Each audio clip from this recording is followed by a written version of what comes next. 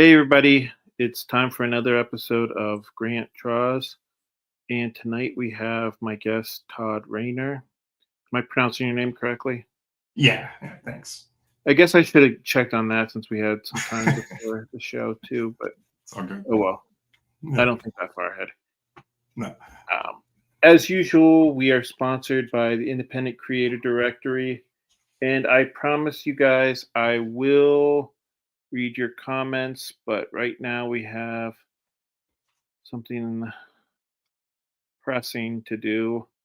I am going to share my screen. And as you see, it says, good news, your project has been approved. So you know what that means, right? It means I'm going to click, I'm ready to launch.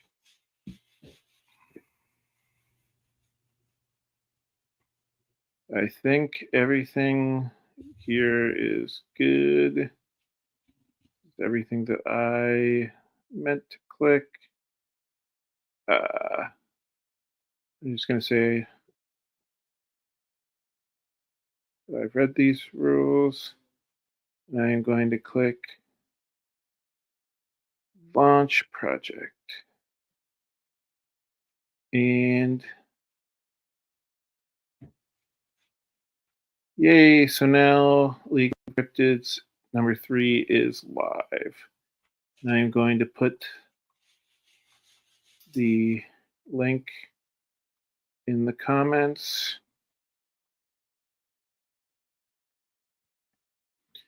And yeah, we'll track the progress as it goes. Oh, somebody's already the first backer. Those of you who don't know, the concept behind this idea is that cryptids are ancient aliens who are here to protect and help Earth develop. Do you mind, Todd, if I play the trailer? Oh, please. Yeah, I love watching trailers and video stuff. Cool.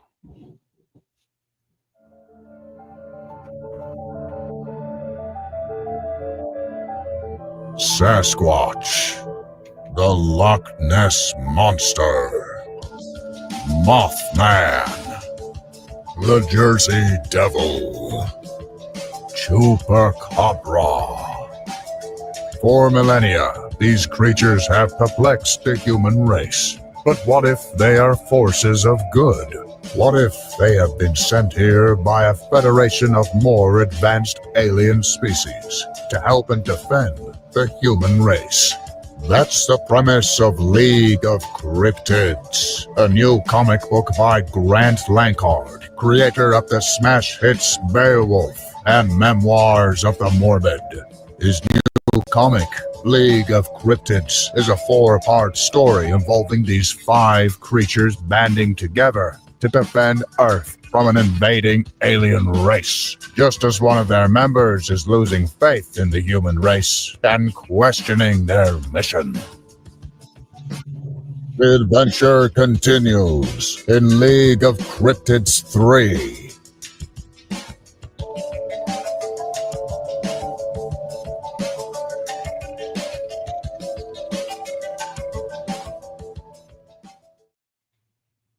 Cool. So we're already at 1% of our goal in the first 2 or 3 minutes. So it looks like 4 people have backed. I'm assuming it's 4 people who are watching. If not, well, thank you everybody who backed. Okay, so I guess we can check in throughout the night, right? Right, Todd? Oh, yeah. Yeah, that was a fun video. I liked it. Thanks. So Todd also has a Kickstarter that he's promoting. It is called Luke Bloody Tooth. And I'm going to put that in the comment. You know, do you have the neater link? Because the link that I have is kind of long. Yeah, let me get that to you. Yeah. Do you want to send it to me in the private chat? Yeah. Yeah, that's fine. Yeah, so with this, I mean, you can search Luke Bloody Tooth. It's the only thing that comes up if anybody out there wants to type it out. So, Cool. Okay, I'm gonna put the Kickstarter in the comments. So if you guys want to check it out before we sit down and discuss it, feel free to. I am gonna try to breeze through some of these comments, and then we'll discuss Luke Bloody Tooth. Does that sound good, Todd? yeah. Okay, Joe.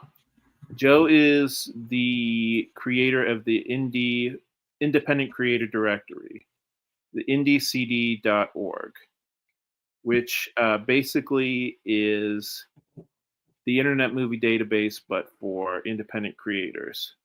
So Todd or anybody else who's watching, please go to indiecd.org, give it a look.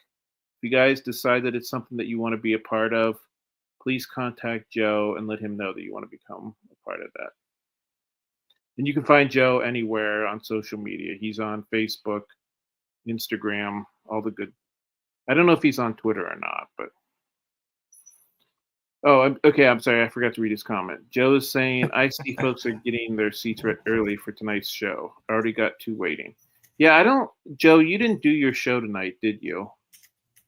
Usually Joe does a show right before mine, and it's nice because you know how on TV they'll sometimes put like a crappy show on after like the good show because they figure people will like keep watching. You know what I mean? Like they did that a lot with Seinfeld. Yeah. Okay, Donna says, guess you make 3, Joe. Dan says, good evening. I has a tired. Moves lots of heavy stuff to the barn today. Oh, okay. I wonder what you're moving to the barn. I hope it's not dead bodies. Donna's saying hi to Dan. And Dan is saying still got lots of shelf space for boxes and loads more room for furniture.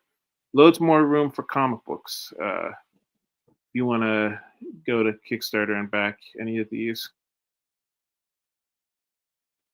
Joe says for indie CDs creatives at play on Wednesdays, I won't be on long because he has an overnight shift that night now. Sorry to hear that. Carl is saying good evening to everybody. Dan is saying hi, Carl. Donna's saying hi, Witzman dude. Carl says understood, Joe. Dan is also agreeing. And Joe says get to play Frogger while they install guardrail. Oh, okay. That sounds fun. And Carl's agreeing with me that he thinks that does not sound fun. Houston, Texas Dave. Hi, Houston, Texas Dave. How you doing? He says popcorn, peanuts, cold beer. I'm assuming those are his refreshments for the show tonight. Carl's saying hi to Dave. Dan is saying, I like the way you think, Dave. Sounds good to me.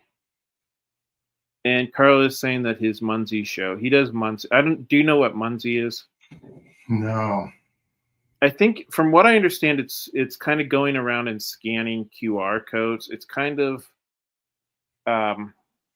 almost like a scavenger hunt type thing. Huh. And Dan is saying showtime. Donna is saying hi to Dave. Dave is saying hi back. Donna is saying don't forget to like and share. And you are so much better at remembering to say stuff like that than I am, Donna.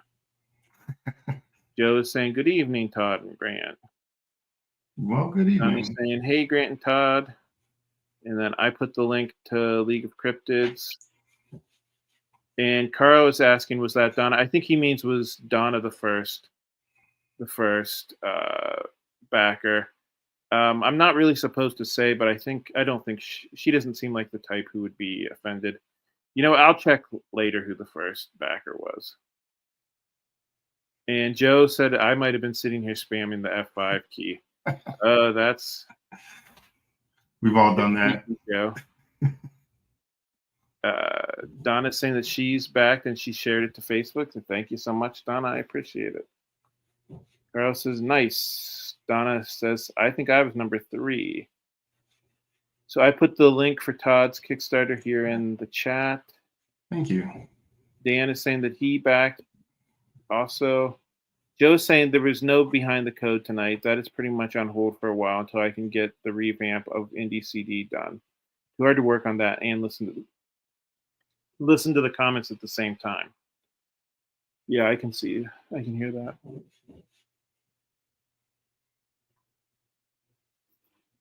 So Joe is saying the joys of being a road construction inspector, all the live action Frogger I can possibly want. In Houston, Texas, Dave is just mentioning, yeah, League of Cryptids number 3. That's the Kickstarter we have right now. Dan is saying we have to empty the living room and kitchen so we can get a termite treatment and have the floors replaced. Then I put down laminate flooring on top of the sublevel. Well, that sounds fun. I guess fortunately you're retired, so you have time to do stuff like that. Because, I mean, I'm sure that this is a pain in the butt, but just imagine how much of a pain in the butt this would be if you weren't retired. All right, so that we're caught up with the comments. So I am going to show off your Kickstarter.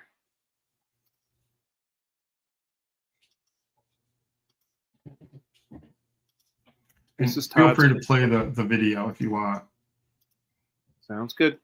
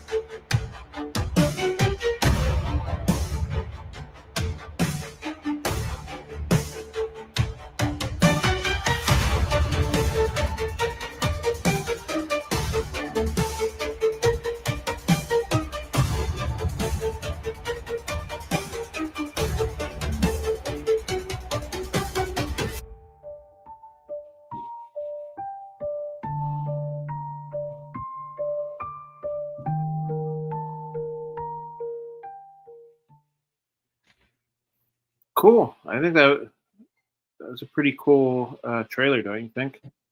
Yeah, thanks. Did you did you make the trailer, or did you hire somebody to do that? Well, I'm lucky enough that my day job is a lot of. I've been a designer for like 20 years. Went to college and did all that, so I do all the videos myself for all my Kickstarters. Cool. Well, that was expertly done. Thank you. It's a little bit of a slow burn, right? And that's kind of what the book is. It's a old school kind of horror book, and I like some of the slower, horror movies that have kind of more recently been made. So, did you want to explain, or do you think the trailer more or less did a pretty good job of explaining the premise? Yeah. The trailer definitely explains this issue. The overarching bigger part of this story is that Luke is one of 3 main characters in my universe of characters. Ice Pick and Annabelle are the other 2, and I've done 4-issue limited series on those characters with their kind of loose origins, where they're the main focus. I did Ice Pick first, introduced all the main characters. I wrapped up Annabelle a couple months ago. And then Luke is really the third part of this loose trilogy that gives all the fans an introduction to all the characters and, a little bit of their origin for each character. So they are all 3 different stories. This one is horror, obviously. Black and white. The other two are more traditional, color comics, slightly different genres. And all the characters show up in all the different books. So if horror maybe isn't necessarily your thing, but you want to know what's going on with Luke because you've read some of the other stories, they're not required reading material. They are definitely 4 issues, very independent from one another, but all the characters show up in each other's books. Cool. So it's kind of like the Avengers, but with horror, right? Yeah, it's definitely it's 4 issues of this character, and all the other characters are in it. There's an adventure that happens. They fight off some villain, and then I wanted to kind of give the fans after I did Ice Pick, I was like, let's explore some of these other characters and give the fans like more of those characters. And once Luke is done, it's basically I've laid that foundation of the universe that we live in with the characters, the adventures that they will go on eventually. And I have the next story written after Luke, and it's going to just be all Ice Pick, and it's going to be all the characters and all the fun stories. Cool. So was that the I'm sorry, can you explain what the other storyline? You said this is one of 3, correct? Yeah, absolutely. Like Ice Pick is kind of my love story of 90s superhero books. I was young when I wrote it. I was, back in the 90s when I was in high school, ambitious artist, just kind of loved the 90s over the top storytelling and the crazy art. I kind of drew that like as any teenager would, very crudely, and kind of shelved it for years until, I felt that art, writing, everything was kind of up to par, at least for the most part, and released that around 2016. Now, Ice Pick is, like I said, it's a throwback to 90s superhero books. It's a lot of fun. It's revenge. It's inspired by like your Spawn, Batman, Punisher, anti-hero type of thing. And that story really is about Ice Pick, the main guy, Adam. There's a attempt on his life, and his buddy Luke obviously finds out that he's not dead, and they decide to not tell his fiancee Annabelle that he is alive because he now has superpowers from obviously a chemical accident that was in their lab when they were working one night. Very, very typical superhero stuff. Right. Superpowers, things like that. And that's where I introduced Luke and Annabelle as main characters. I also introduced like the supernatural characters, the world that we're going to kind of live in with Ice Pick. From there, I branched off into Annabelle, and it's basically her story. And she fights a old school, like ancient Sumerian dragon. And, there's 4 issues of her adventure and revelations that, she learns about herself and, Adam and Ice Pick and Luke and all this. So that story is more very strong female driven. It's kind of more your femme fatale, really along the lines of like Lady Death, Fathom, things like that. Those story driven characters, those female driven characters. And Luke is just kind of my love story to horror. Big fan of horror books, and Ice Pick and Annabelle show up in Luke issue 2.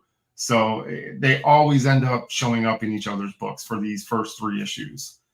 And I have trades of all of them. So, I have catch up tiers and all that good stuff. So, you don't have to read them to really, enjoy Luke on its own. And I purposely do that. I try to make sure that these 4 issues are self-contained stories of a genre, but also include all the other characters that you may like in other stories. Okay, and so you offer the other 2 characters? Yeah. This one?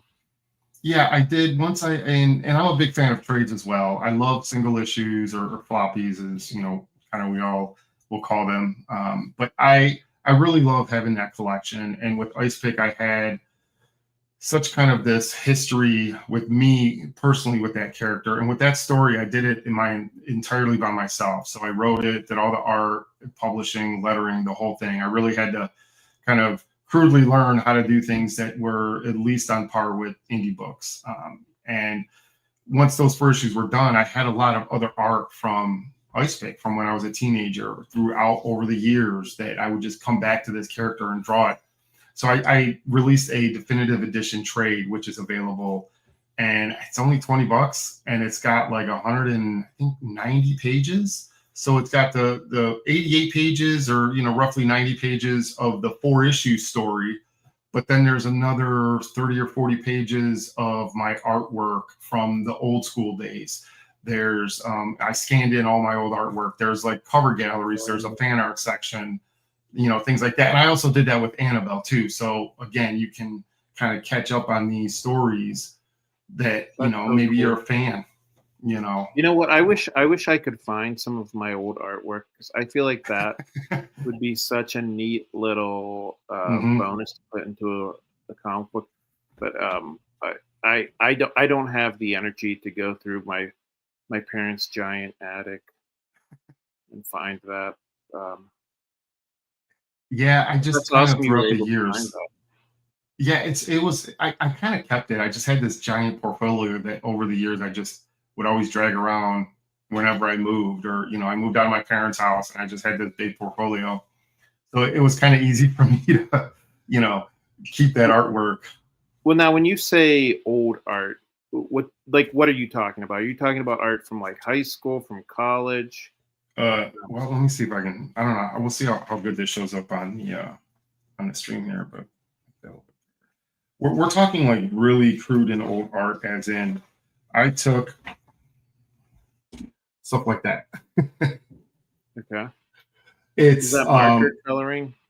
Yeah, it was color pencil, I do believe, back in the day. I would take like 8.5 by 11 sheets of just regular paper, plain paper, not drawing paper, nothing fancy, and I'd cut it to the size of a comic book, and then I literally pencil it out, handwrite in the script, and Oh, color it in wow. with color pencil.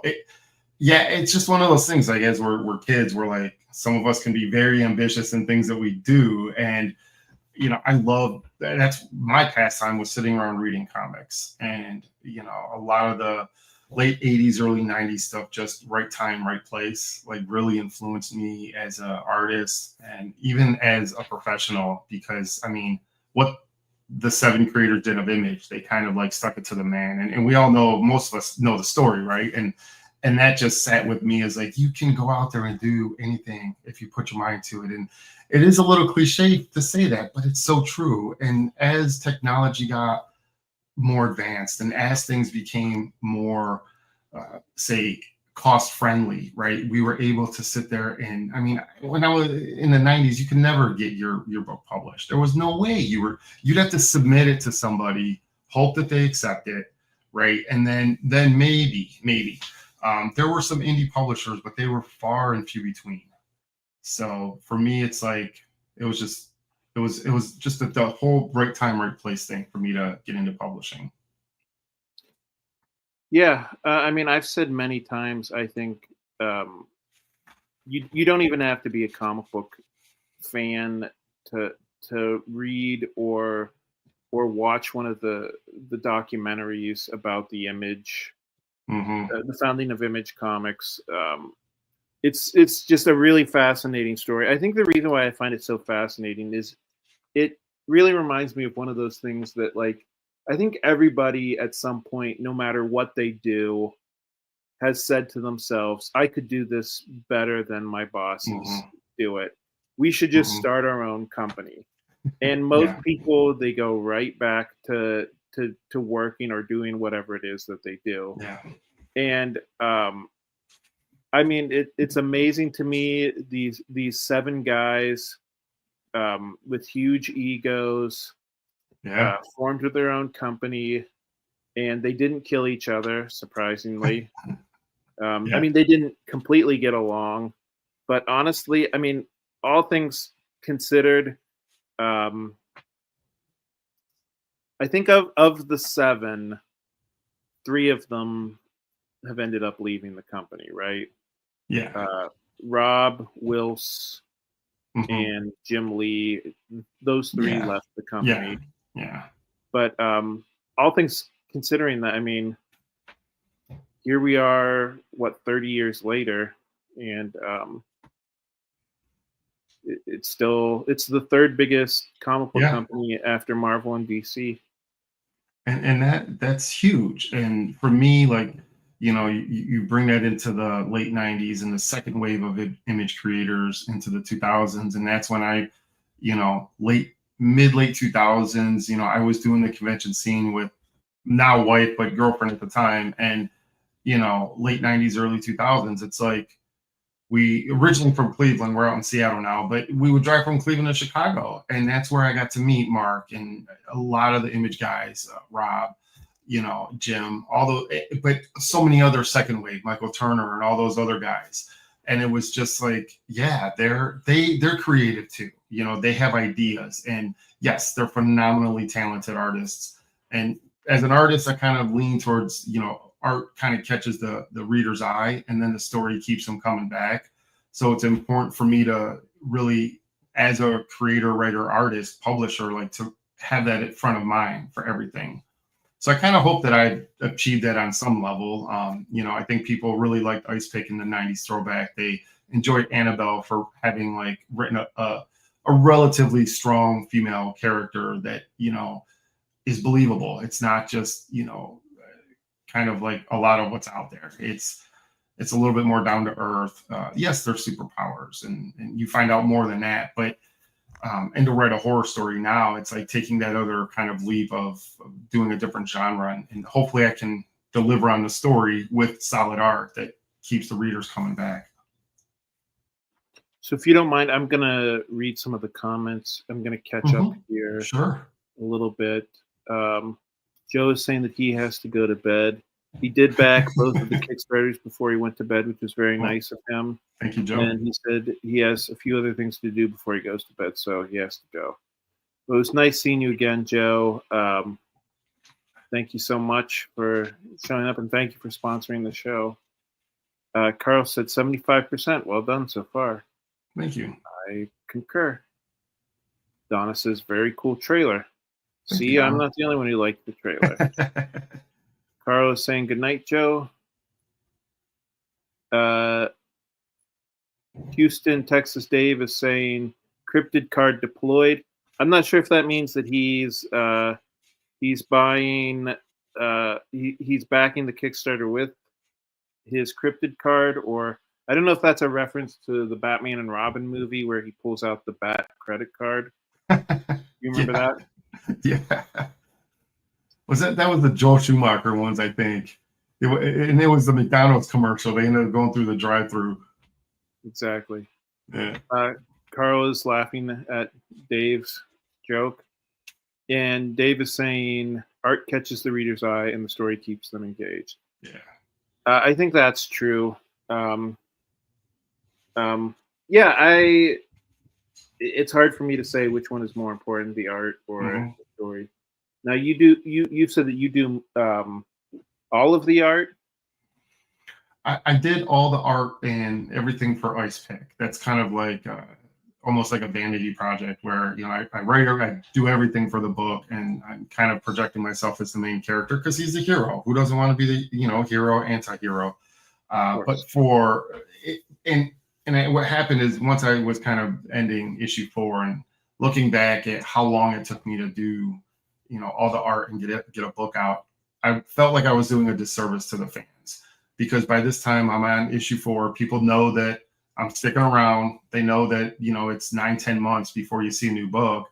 And, super thankful for those fans that did really come back and stick around, did a few conventions now and then. And every year I, run into similar people and they're like, when's the next issue? And it's like, I have it half done. I work a day job. So for me, like, I can't do a page a day. And so because of that reason of just feeling like I wanted to give the fans more, having more ideas and stories, I really kind of bit the bullet with the support of my wife. I just kind of started painting our team, did artist search and looking for someone that nails the characters and the feel. For me, it's like art goes so far, but I also want to capture a feel for the book. And that goes along with like the penciler, the inker, and the colors. Like they all got to match really well. And I found that team with Annabelle, and I still use Sergio as the main artist, the penciler on Annabelle.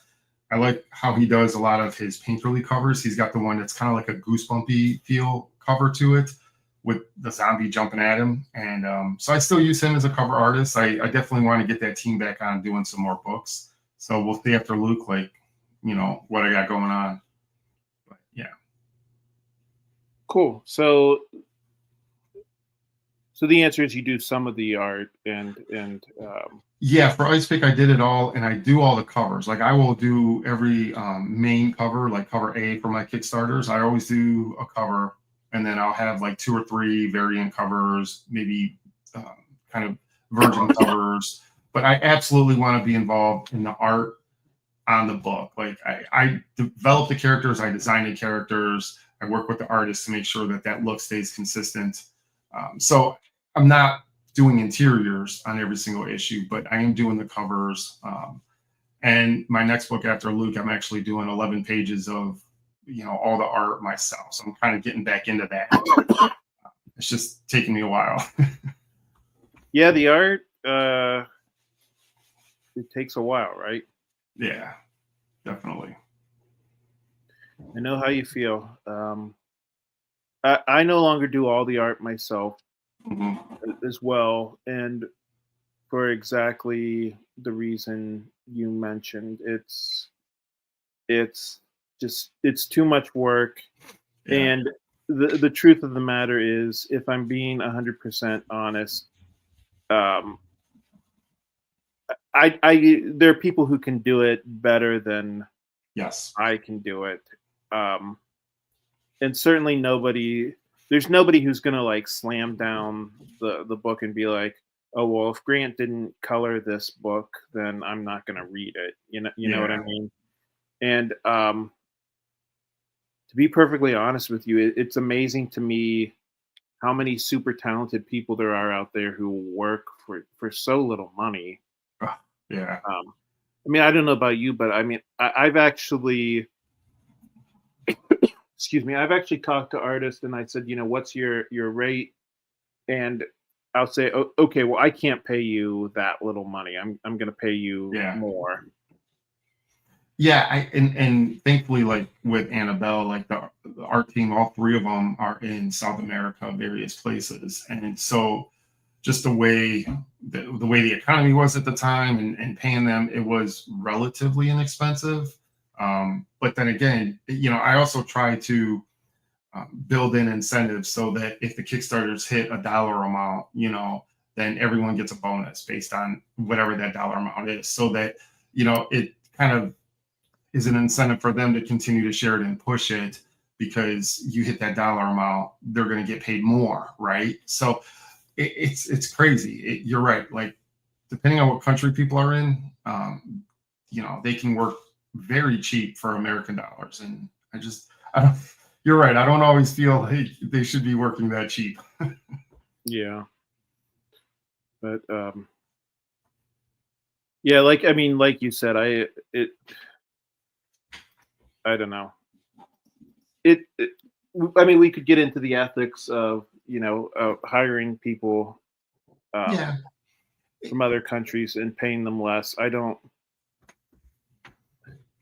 To me, I have the mindset that, as a publisher, if I ask an artist if I'm interested, like, for instance, Courtney Rose and Dave Kemp did one of the covers. I've worked with other American artists. I am a fan first. I tell a lot of people that, if I see someone's art and I like the art, I don't care where they live. I care what their page rate is, obviously. Like, is it within my budget for that book? And can I make that happen?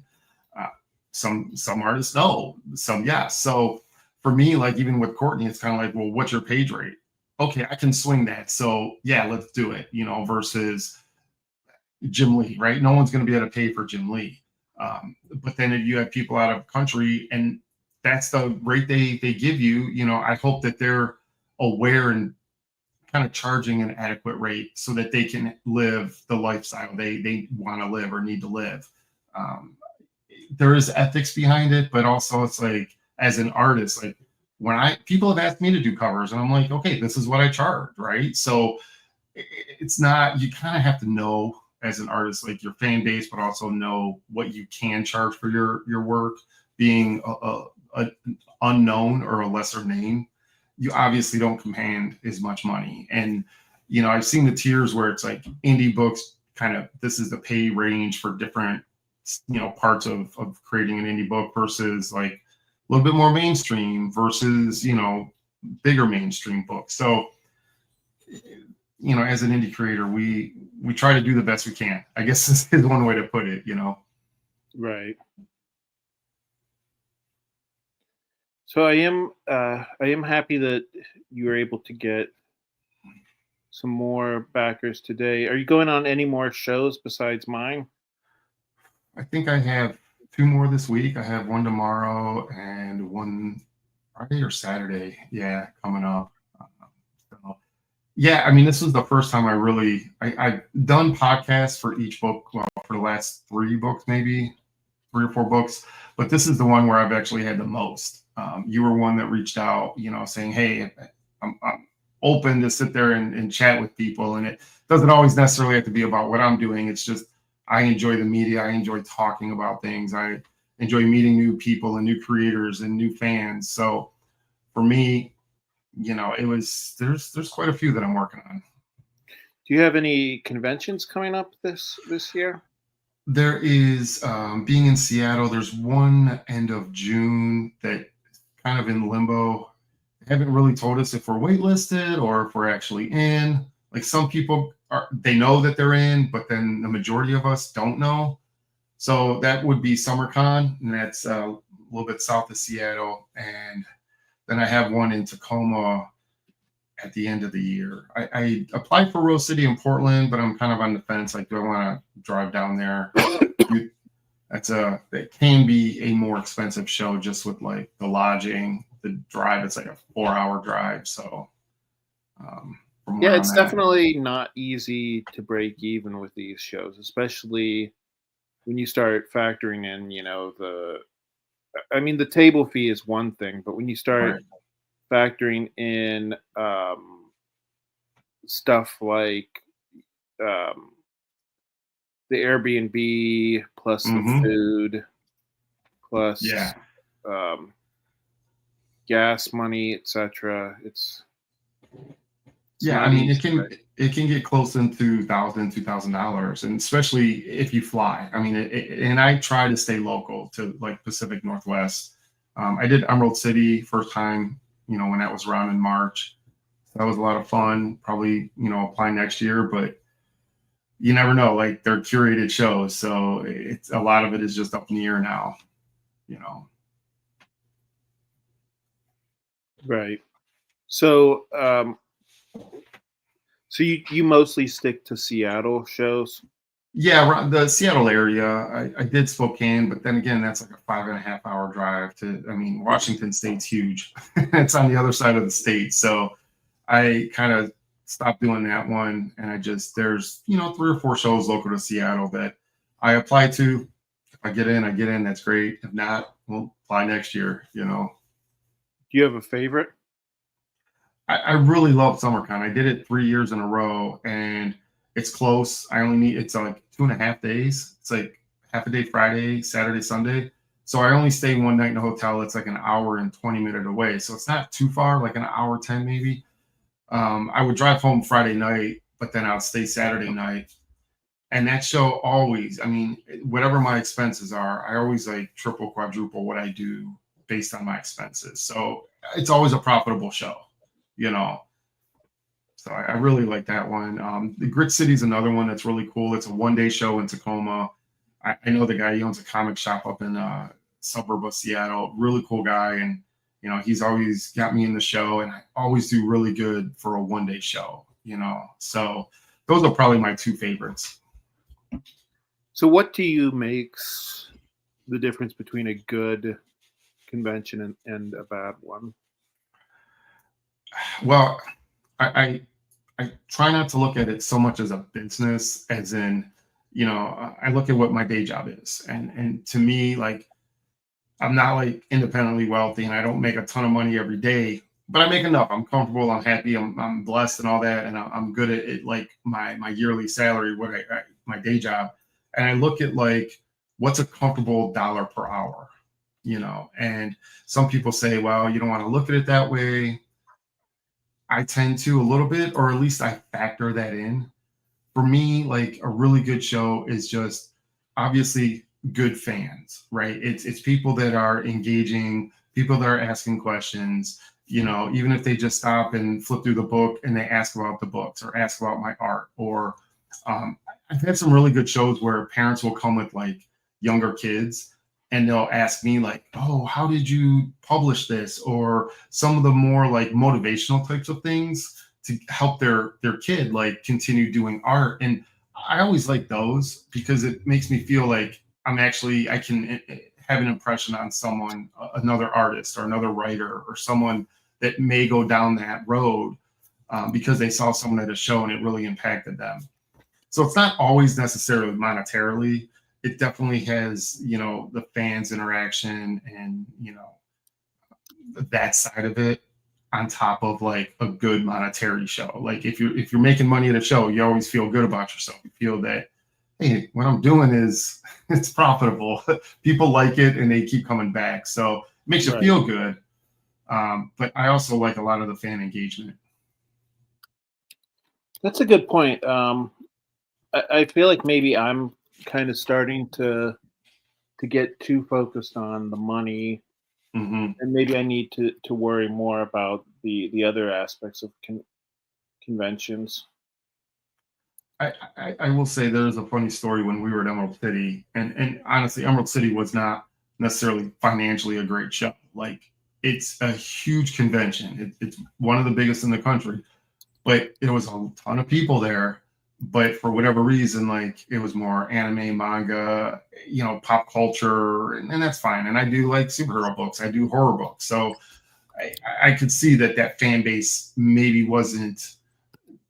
My books weren't at the for what the fan base was, but and my wife, if she can do a show with me, she always likes going to the shows. She likes comics, meeting people too, all that kind of stuff. So she's at the show with me, and the one guy just kind of, there was like a couple and a third friend or someone was walking by, and he mentioned something, and I kind of had a quick little interaction with him, and then my wife mentioned something to him, I think about his shirt, and he's like, "Oh yeah," so we just we're just chit chatting about this shirt, and then we start talking about movies, and he ended up buying two original pieces of art literally for the next ice pick book that I'm drawing that no one has ever seen.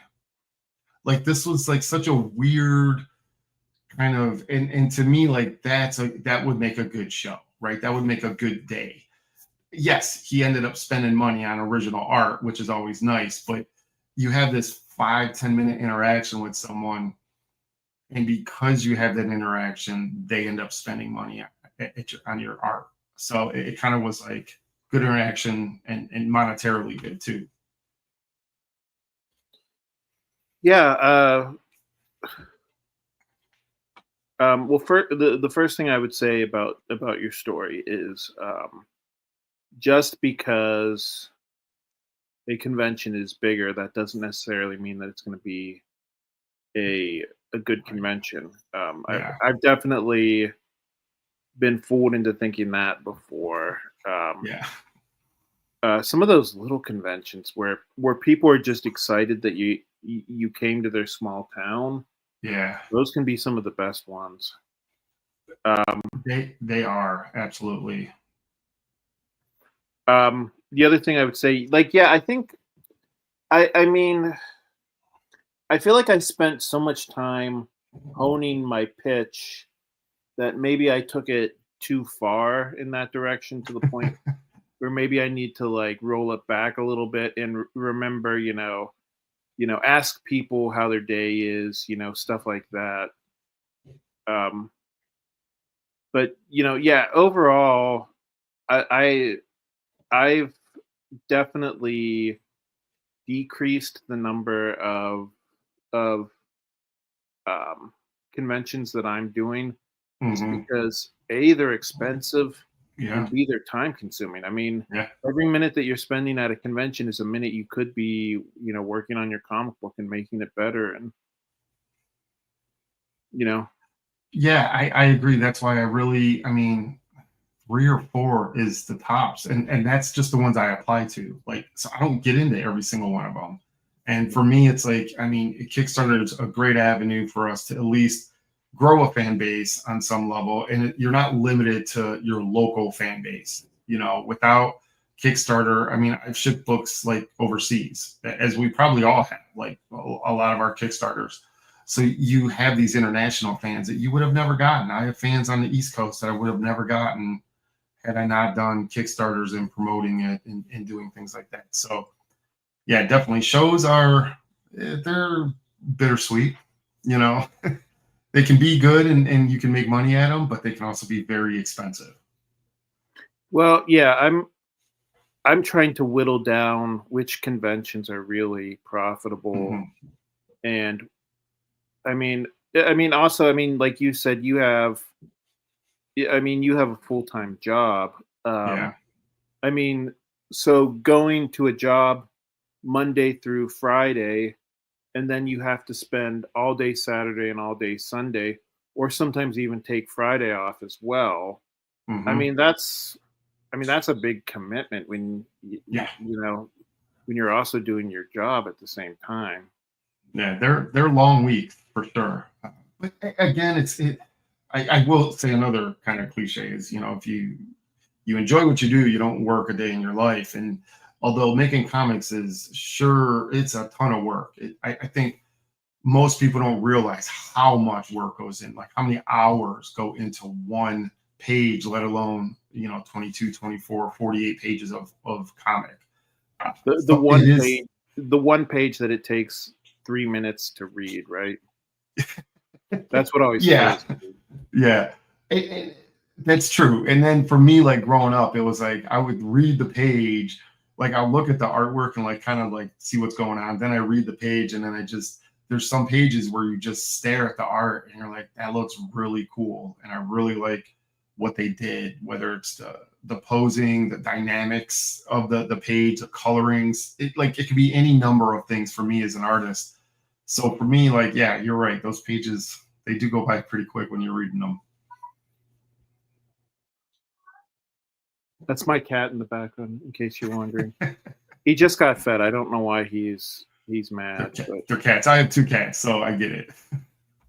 oh, okay. Well, everybody in the chat automatically likes you better because I'm pretty sure everybody who watches my show uh, likes cats. Yeah, I Uh, love cat. Well, I didn't think I was a cat person. When I met my wife, she oh, ended up really? adopting a cat, and I grew up with dogs, but then she had a cat, and we were together. I mean, we've been together forever, but we had a cat for like 16 years. Broke my heart. We had to put her down. Ended up like within a couple of weeks, we're like, no, we're getting 2 more. So we just end up getting more cats. Yeah. I mean, I can tell you. Yeah, that's the hardest thing a person can go through, right? Yeah. Just about. I'm gonna catch up on some of the comments. Yeah. Dan is saying that I'm at 10% of my goal. It's been a little while, so hopefully uh, that's even better now. Let's see. Oh, okay, we're at a little over 10%. We've Nice. got 21 backers at $264. So yeah, over 10% in less than an hour. So we're off to a good start, I think. Um, Carl is saying, build a fan base, and if people like you, they might buy. Hmm. Carl says, if you ever saw Brian K. Morris at a con, he doesn't even pitch anymore till they have talked a while, and then they ask what he's selling. Yeah. I mean, that's a good way. Yeah, I don't know. I don't know. Maybe I need to rethink my. I mean, I don't know. I do well at conventions, but I don't know. And Carl says it's amazing to watch. Dan says no household is complete without pets, and yeah, he added the without. Yeah. I knew what you meant, Dan. Yeah. Yeah, we have 2 cats right now. My other comic book, Beowulf, one of my cats is a character in the comic book, which is really cool. But so we try to keep these under an hour, Luke. Yeah. Or I'm sorry, why did I call you Luke? Luke is the name That's of your fine. comic book. Yeah. Todd, besides promoting hmm Luke Bloody Tooth, did you have anything like maybe if you want to put out your social medias? Yeah. I mean, anyone can search Ice Pick. That's been around for the longest. Easy to find me. All my other social media is either my name, Todd Rayner, Todd Rayner Art is, my Instagram and all that other good stuff. Or Dark Space Studio. You can search for the website. I have a website with all the books available. All the original, like a lot of the original art from the books is available as well. So yeah, I mean, I'm out there just like you, promoting, trying to, have fun doing what we love. All right. Well, I think that finishes it for this episode. We will be back next week with all new guests. I don't remember off the top of my head, but you'll have to stay tuned next week to find out. Thanks, Todd, and thanks everybody who watched. Thank you. Thank you.